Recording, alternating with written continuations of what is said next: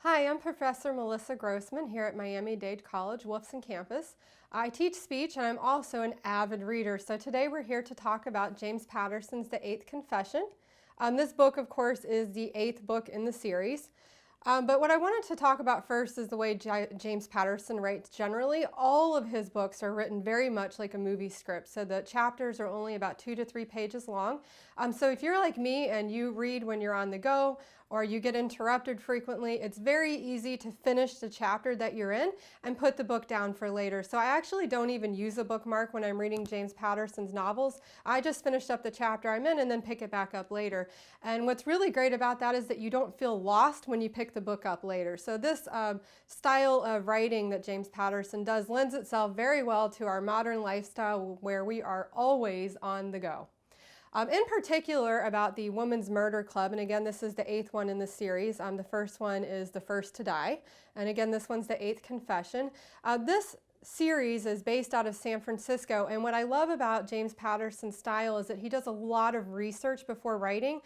So if you're familiar with San Francisco, you will recognize the buildings, you'll recognize the street names, also in the way of legal processes and legal words, and also for the medical field, and also in reporting. So every aspect that's touched on in the book is very well researched, and so it can be very informative as well. All right, this particular series follows a strong female lead, Sergeant Lindsay Boxer, and in her time as a detective, she's made a lot of friends in the field. So she also has a friend Claire, who's the medical examiner.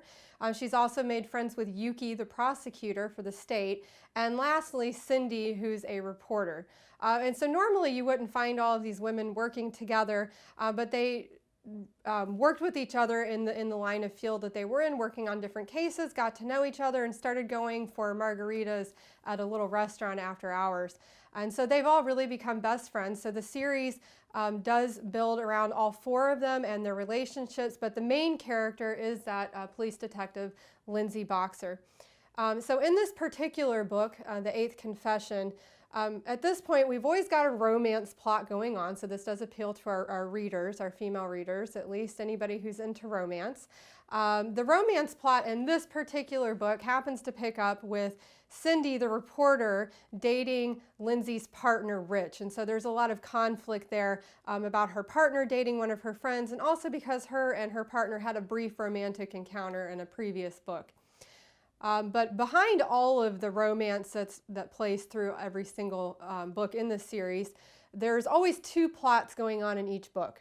So there's the main plot that Lindsay's after, and then she's always got another little side project, or one of the other characters have another little side story they're working on. So in The Eighth Confession, the side story is actually something that Cindy, the reporter's working on. For a homeless person named Bagman Jesus who was murdered.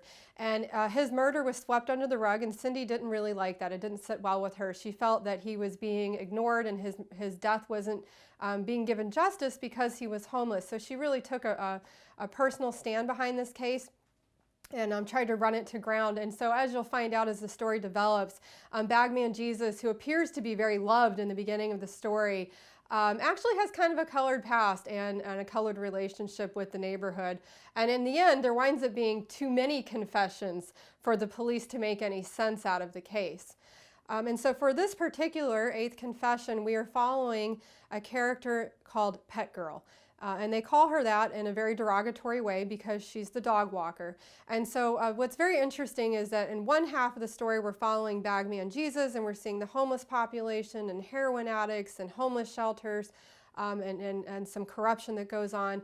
And then on the other end we're following the upper crust of society in San Francisco, the people that live in the really nice houses up on the hills. And of course there is the opposite problem where Cindy's worried that Bagman Jesus is getting swept under the rug because he's homeless. With the rich people being murdered, there is a lot of pressure being generated by the governor and the mayor and the newspapers to resolve these murders, right? Because these are very high profile people that are being killed.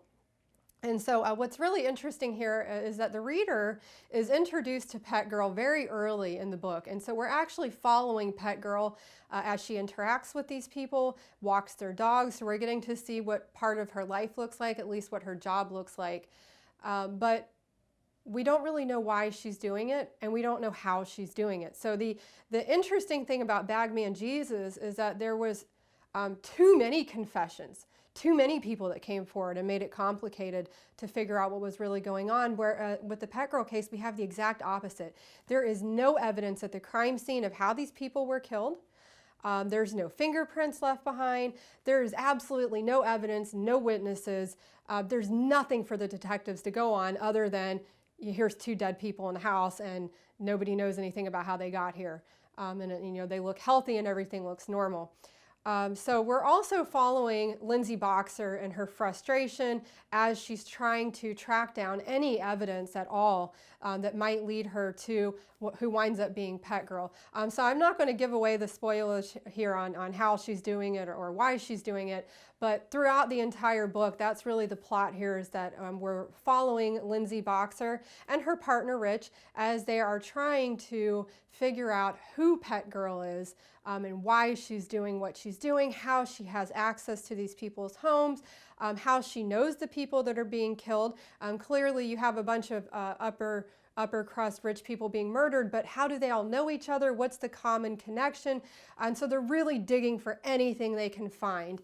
And so again, that's really a complete opposite. What runs parallel to that story in this book is about Bagman Jesus, where we have lots of evidence and lots of witnesses, an overwhelming number of confessions to who actually murdered him.